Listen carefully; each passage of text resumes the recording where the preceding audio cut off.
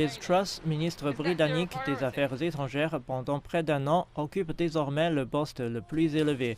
Elle a conservé une avance constante sur son adversaire centriste Rishi Sunak lors de la course nationale pour devenir chef du Parti conservateur, malgré le manque de soutien initial de ses collègues parlementaires. Une illustration de la façon dont les positions peuvent changer au sein de ce parti complexe à plusieurs factions. Truss a axé sa campagne sur les promesses de réduction d'impôts immédiates à tous les niveaux, qu'ils soient corporatifs ou personnels, affirmant que cela stimulerait la croissance économique alors même que de nombreux économistes contestaient une telle approche. L'économie sera sa priorité avec une inflation britannique à 2 chiffres et une crise du coût de la vie paralysant les budgets des ménages. L'un des problèmes auxquels nous sommes confrontés est une possible récession. Et nous savons à quel point une récession peut être difficile à vivre pour les familles partout dans le pays.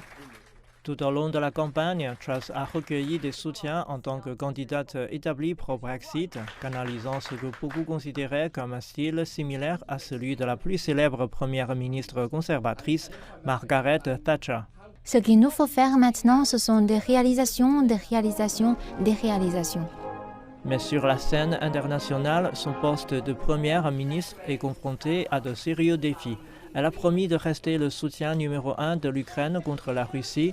Plus près de chez elle, une épreuve de force avec l'UE se profile autour du Brexit, contre lequel elle a voté.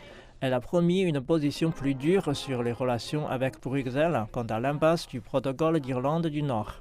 Maintenant, j'ai travaillé dur pour obtenir une résolution avec l'UE sur cette question. Ce n'était pas imminent, mais je ne suis pas quelqu'un qui est prêt à laisser la situation aller à la dérive. Un message populaire au sein de son parti, mais qui pourrait courir le risque de batailles juridiques et une guerre commerciale. Elle a également irrité ses alliés avec des remarques arrêtées. President Macron, friend or foe? The jury's out.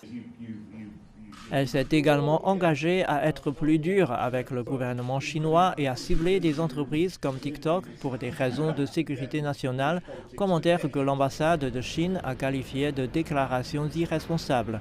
C'est la 3e fois depuis 2016 que la Grande-Bretagne a un nouveau dirigeant.